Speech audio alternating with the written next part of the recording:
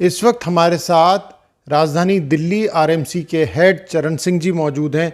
Sir, एक सवाल ये रहेगा कि ये जो बारिश हो रही है इसके पीछे आखिर वजह क्या है, क्योंकि ये सिर्फ दिल्ली और एनसीआर में नहीं बल्कि कई राज्यों में भारी जो वर्षा है वो देखने को मिल रही है। देखिए, मीटरोलॉजी में कई हम डिफाइन करते हैं, जैसे कई पैरामीटर्स होते हैं। उनमें से एक जैसे साइनोप्टिक मीटरोलॉजी वाला पार्ट होता है। साइनोप्टिक में क्या होता है कि एटमॉस्फेयर में वेदर सिस्टम क्या है। तो एक लो प्रेशर एरिया जो 4-5 दिन पहले बंगाल की खाड़ी में था, वो धीरे धीरे मूव होता हुआ वो सेंट्रल इंडिया के ऊपर में आज सुबह स्थित था। और साथ ही साथ एक वेस्टर्न डिस्टर्बेंस था जो करीब 66 और 67 लॉन्गिट्यूड पे स्थित है। पर उसका जो सदर्न पार्ट्स है वो कई बार जब डिप हो जाता है अरेबियन सी तक, तब वो नॉर्थ वेस्ट इंडिया में मॉइस्चर लाता है। तो इसको हम बोलते हैं कि लोअर लेवल में जो ईस्टर्ली हवाएं आती हैं सिस्टम के साथ, और मिडिल लेवल में जो WD की हवाएं होती हैं वेस्टर्न डिस्टर्बेंस की, तो इनका इंट्रैक्शन होता है। तो ये दोनों तरफ से इंट्रैक्शन हुआ हवाओं का, और इसमें दोनों ही बंगाल की खाड़ी और अरेबियन सी से जो मॉइस्चर था वो नॉर्थ वेस्ट इंडिया की तरफ आया, जिसके कारण या नतीजे में आप देख रहे हैं कि पिछले 24 घंटे में ख़ास तौर से हरियाणा, उत्तराखंड, ईस्ट राजस्थान और यूपी, इसमें बहुत अच्छी बरसात हुई है। कई जगह में भारी बरसात हुई है और 1-2 जगह में एक्सट्रीमली हैवी रेन भी हुई है, खासतौर से उत्तराखंड और वेस्ट यूपी में।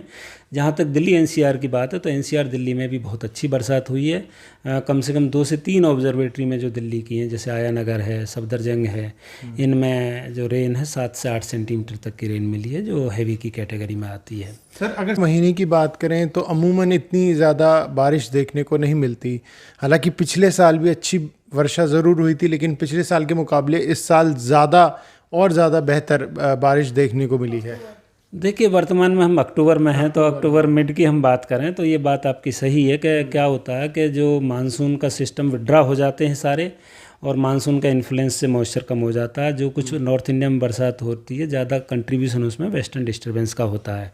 इस समय क्या हुआ है कि ये जैसे दोनों इंट्रैक्शन हुए, जैसे मैंने अभी बताया ईस्टर्ली और वेस्टर्ली का, तो इसके कारण बहुत ज़्यादा बरसात हुई। ये हम कह सकते हैं कि इस तरह की जो घटनाएँ हैं वो ओकेजनली होती हैं, 4-6 साल 10 साल में कभी कभार रिपीट होती हैं। जैसे ये रिपीट हुई हैं कि ऐसा समीकरण बना है जिससे बहुत बरसात हुई है।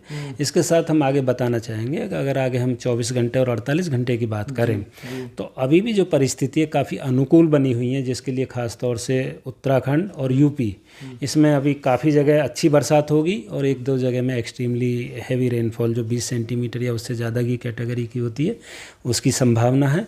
वहीं साथ साथ दिल्ली, हरियाणा और नॉर्थ ईस्ट राजस्थान, यहाँ भी हमको उम्मीद है कि 1-2 जगह में भारी बरसात हो जाएगी। वहीं साथ साथ जो हिमाचल प्रदेश है वहाँ भी इक्का दुक्का जगह में भारी बरसात मिलेगी। बाकी अगर हम 24 घंटे के बाद की बात करें तो इस रेनफॉल में काफ़ी कमी, ड्रास्टिक कमी आएगी तेज़ी से, और यूपी और उत्तराखंड में 1-2 जगह आइसोलेटेड हैवी रेन हो जाएगी। सर, मैदानी इलाकों में जो ठंडी हवाओं के चलने का सिलसिला शुरू हुआ है, क्या ये जारी रहेगा, या ये जो पहाड़ी राज्यों में बर्फबारी हो रही है उसके कारण ये असर देखने को मिल रहा है? हाँ बिल्कुल, देखिए जैसे बरसात चल रही है तो बरसात में तो आप देखेंगे कि जो तापमान है बहुत ज़्यादा, जो मिनिमम तापमान बहुत ज़्यादा नीचे नहीं जाते दिन के, हालांकि जो क्लाउड के कारण कम हो जाते हैं, परंतु जैसे ही 2 दिन में ये क्लाउड हटेंगे और ये बरसात कम होगी तो उस समय दिन के तापमान फिर से 1-2 डिग्री बढ़ेंगे, पर जो सुबह के तापमान है उनमें काफ़ी गिरावट देखने को मिलेगी।